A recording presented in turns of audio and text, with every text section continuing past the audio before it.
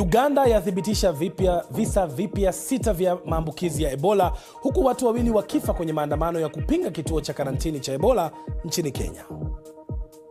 Tunaanzia nchini Kenya ambapo watu 2 wamethibitishwa kufariki baada ya polisi kukabiliana vikali na waandamanaji katika mji wa Nanyuki jana Jumatatu. Mmoja wa wale waliouawa ni Charles Mangaro Mwangi, kijana mwenye umri wa miaka 27 tu. Familia yake inadai haki ikisema Charles hakuwepo kwenye maandamano wakati alipouawa.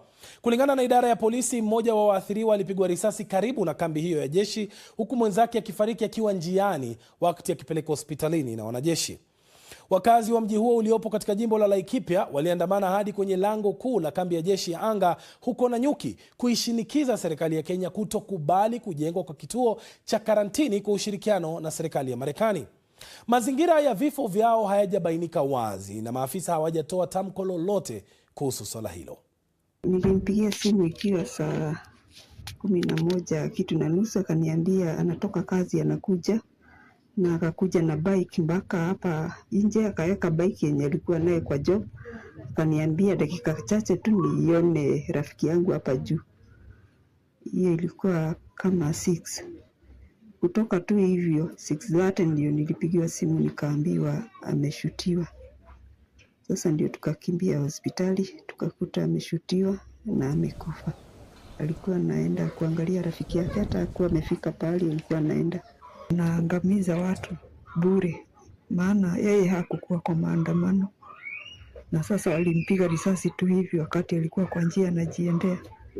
Hakukuwa na mawe, amechukua mawe ndio walirushiana na yeye alikuwa tu kwa barabara. Na akampiga risasi tu hivyo.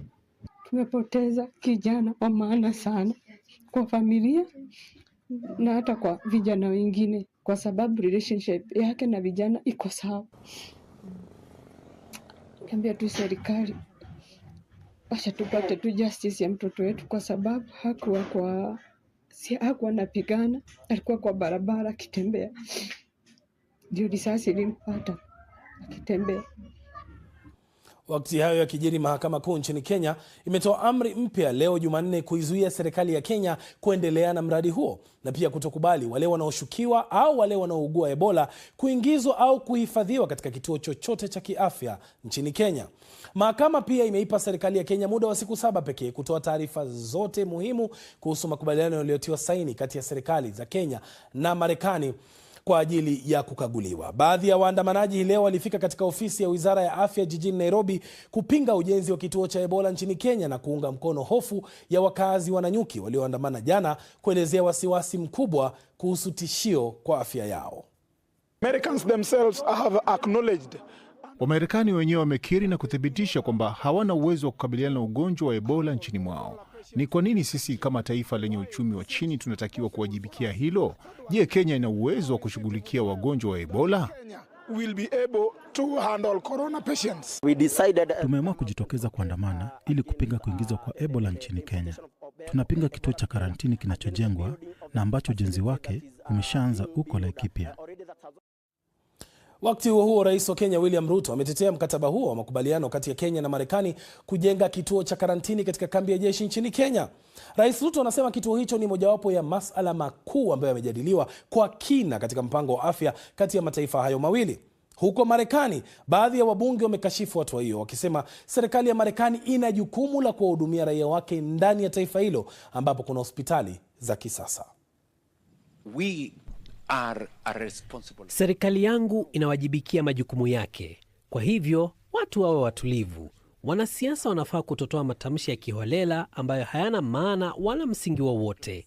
Nina imani kubwa katika kile tunachofanya kama taifa. Nawahakikishia raia wa Kenya kwamba makubaliano kati ya serikali za Kenya na Marekani ni jambo nzuri kwa nchi yetu. About what we are doing as a country. Sasa tukisalia katika masuala hayo ya Ebola, Wizara ya Afya nchini Uganda imethibitisha visa 6 vipya vya maambukizi ya ugonjwa huo nchini humo. Katika taarifa iliyochapishwa kwenye mtandao wake wa X, wizara hiyo imesema, na hapa ninainukuu, watu waliothibitishwa kuugua Ebola nchini Uganda walitangamana na watu ambao tayari walikuwa wanapokea matibabu ya ugonjwa huo. Mwisho wa nukuu. Hii inaongeza idadi ya wagonjwa waliothibitishwa kuugua ugonjwa wa Ebola nchini Uganda hadi watu 15. Aidha, wizara hiyo imesema pia kuwa mtu mmoja amefariki Wagonjwa 12 wamelazwa hospitalini na watu wengine 2 wamepona na kuruhusiwa kwenda nyumbani. Nao wengine 668 waliotangamana na wagonjwa wanafuatiliwa na kuchunguzwa. Wakati huo serikali ya Uganda imetangaza kwamba nchi hiyo inatarajiwa kuwa mwenyeji wa kituo cha kukabiliana na magonjwa ya kuambukiza kitakachosimamiwa na shirika la kudhibiti magonjwa barani Afrika, Africa CDC. Kituo hicho kitatumiwa kuchunguza, kutoa huduma za maabara, kufanya maandalizi ya jinsi ya kupambana na magonjwa hayo, kufanya utafiti na kuwaandaa wahudumu wa afya na kuwatuma katika maeneo ambapo huduma zao zinahitajika katika ukanda wa Afrika Mashariki na Kati.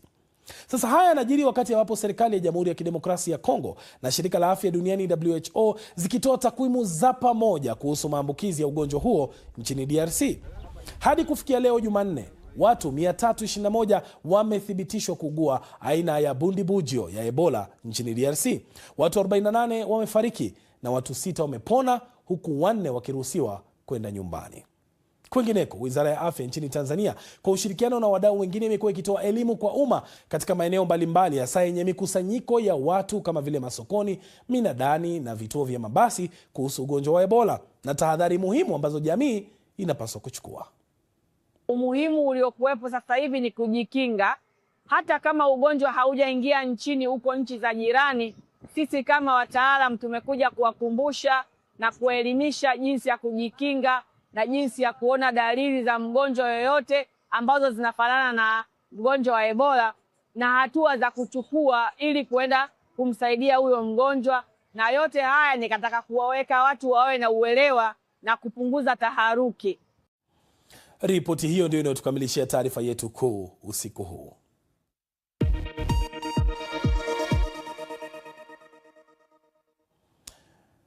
Turejee tena nchini Kenya sasa, ambapo wanafunzi 9 wanaoshutumiwa kwa kusababisha moto katika bweni la shule ya wasichana ya utumishi nchini humo wamefikishwa katika mahakama kuu mjini Naivasha, takriban kilomita 90 hivi kutoka mji mkuu Nairobi. Wanafunzi hao wanashutumiwa kwa kupanga na kutekeleza tukio la kuwasha moto kimakusudi, hatua iliyosababisha vifo vya wanafunzi 16. Kulikuwa na ulinzi mkali ndani na nje ya mahakama hiyo. Mahakama imesema itatoa uamuzi kesho Jumatano kuhusu iwapo washukiwa hao wataendelea kushikiliwa kwa siku 30 zaidi au la, kufuatia ombi la upande wa mashtaka ambao unasema unahitaji muda zaidi ili kukamilisha upelelezi wa kina kabla ya kuwasomea rasmi mashtaka. Wasichana hao 9 wamekuwa kizuizini kwa siku 5 kufikia leo. Mkasa huo wa wiki iliyopita uliteketeza bweni lililokuwa na wanafunzi 202. Wachunguzi ulibaini kuwa mkasa huo ulitokana na hatua ya magodoro kuwashwa moto kwenye bweni kwa kutumia kibiriti na mafuta ya taa.